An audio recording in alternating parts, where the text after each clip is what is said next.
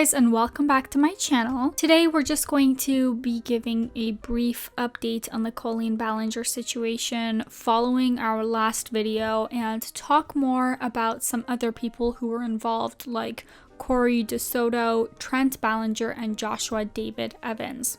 Now, if you don't know what I'm talking about and have been stuck under a rock, we have made several videos on this situation and the allegations Colleen is facing, so feel free to check them out. So real quick, Colleen Ballinger, also known by her character Miranda Sings, has been facing allegations of grooming from several of her past fans who were minors at the time of those allegations. They have shown receipts of countless inappropriate messages in group chats where she fosters these parasocial relationships with children, discussing things that she really shouldn't be talking about with fans, like at all. So when these allegations first surfaced, she managed to weasel her way out of it, but 3 years later, and they have returned in full force. This time, it's impossible to ignore as it has gone so far past YouTube and gone into mainstream media, and to the point of some of her tour dates being cancelled.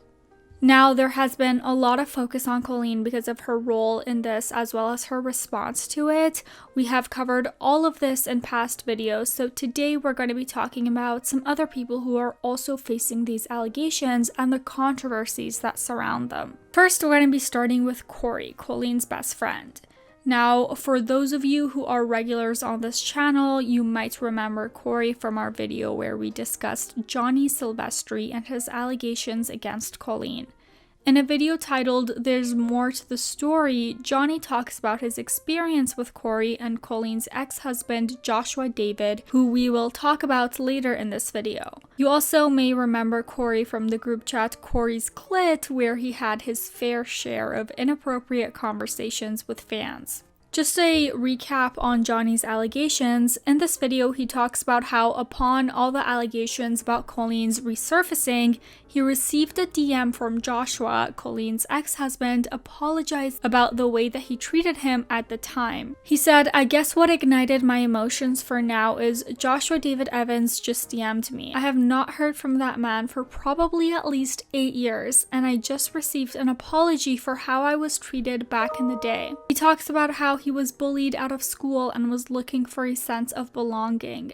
He explains that he worked for Colleen on her bus tour in 2018, so he would travel with them to every stop and venue. He then goes on to say his experience was life-changing in ways that he didn't expect. According to Johnny, they were at a stop one day at a hotel, and when they did stop, Kory and him would typically share a room, and so Johnny had collected his key and accidentally took both. He realized his mistake, told Kory, but Kory decided he would rather sleep in the bus. He says one might find this unusual, but he wasn't so surprised at this behavior.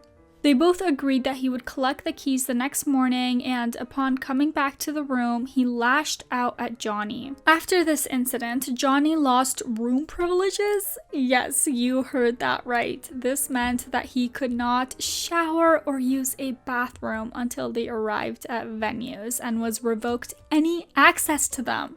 When Colleen's parents joined them on tour, they were kind enough to let him use their rooms, but he was also not allowed to sleep on a bed anymore as he had to stay on the bus. He claims that Colleen would just love bomb him. Yet in reality, Colleen did nothing to help him and sided with her friend. Johnny tweets an excerpt of an article interviewing Evans where he calls Johnny's claims misleading and inaccurate, and captioned it, "Joshua, since I have you blocked now, but I know you're still finding ways to read this. Keep my name in your mouth, and it's only going to push me further to elaborate on your inappropriate relationships with children. It's not a threat, just a promise." Joshua himself has accused Colleen of being a gaslighter and commented on her apology on Twitter by saying, "This behavior was my reality anytime I spoke up and disagreed with her actions and rhetoric during 2009 to 2016. I was gaslit too. I was made to feel like I was always the problem. Any pain I felt was an inconvenience and was belittled. every ounce of what you're saying, I understand. And he's taken accountability for the role that he played in a tweet saying, I wanted to formally apologize to anyone else out there that got dragged into an abusive / fan creator dynamic with me. I honestly didn't understand the damage that it would cause. It got messy and I sought validation through innocent people. Children. That's gross and I feel absolutely terrible for it. See, Colleen, it's not that hard. Anyway, some fans seemed torn as although he took accountability, which is more than some people have done, he still did ghost Johnny and end their relationship abruptly. The most recent news with Joshua is that he is coming after a podcast called Do We Know Them by YouTubers Lily Marston and Jessie Smiles. In an episode where they discuss the situation, he says that Johnny is backing him into a corner and he has had the narrative stripped from him again with his recent allegations.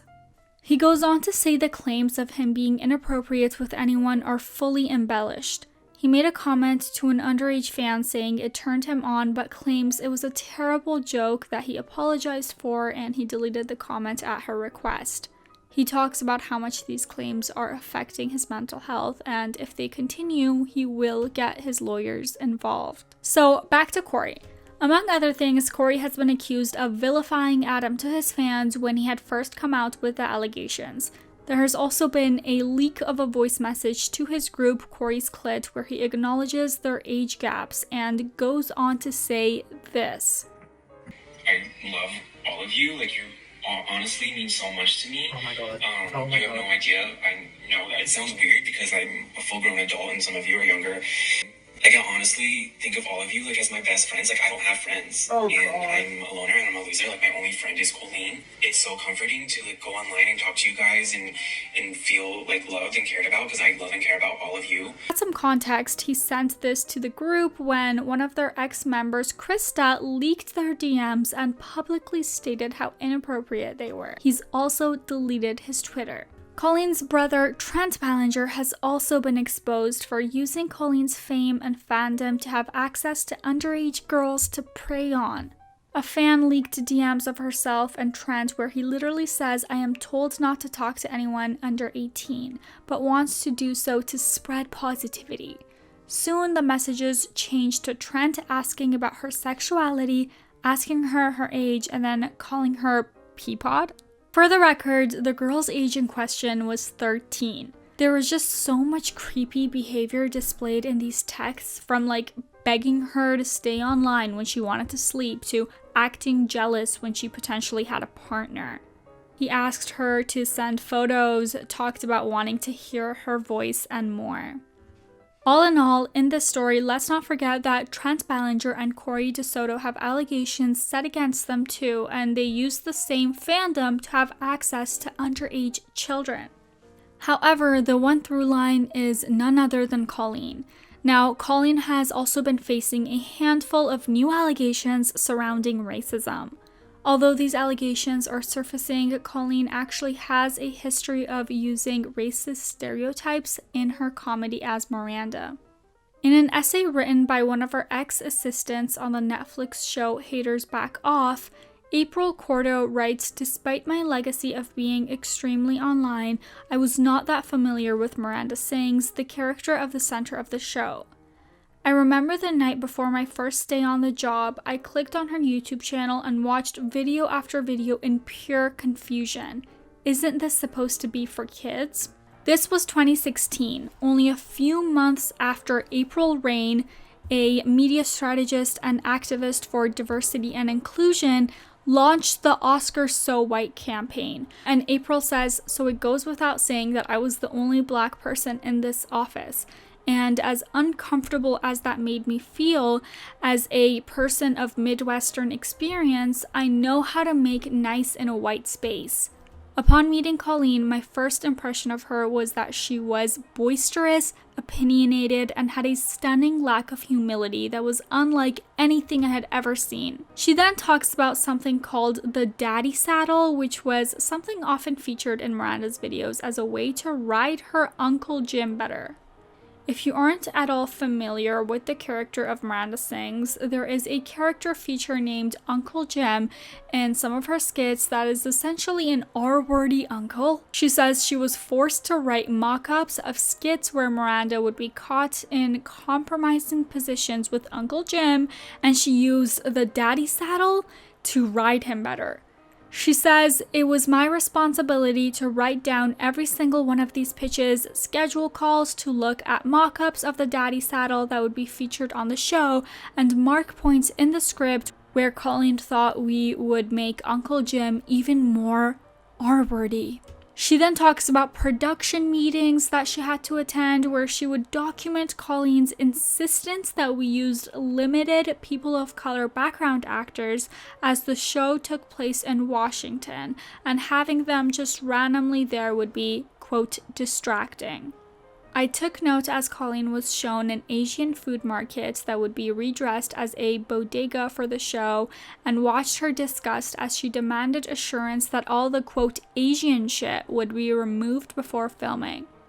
She said she sat back and silently prayed that someone would speak up and they would finally have a POC member of the main cast, but it never happened unless it was a villain. She recalls texting this one day to her friend after Colleen pretended a black actor was so dark-skinned in the lighting she could not see him. She says Colleen had no issue peering into people's personal lives and making little comments on everything, and noted that she once gave her the honor of naming a character after her, but it was a villain at Miranda's school who thought she was better than everyone. She recalls a moment and says Colleen made it known on several occasions that she could tell I was less than thrilled with the show, even once pulling me aside and quipping, "You totally hate this, right?" I could tell that my discomfort with the, quote, art that we were creating was notable to her. She finishes off by apologizing to Adam, Becky, Johnny, and others who have spoken up about their allegations. Fellow T-Channel Paige Christie decided recently to get Miranda Sings' old books and read them. In one, she found a page with QR codes for past concerts that Miranda did so her fans could watch her live performances. Now, y'all, tell me why she came across this, and tweeted, "I'm gonna need someone to explain the black on her face."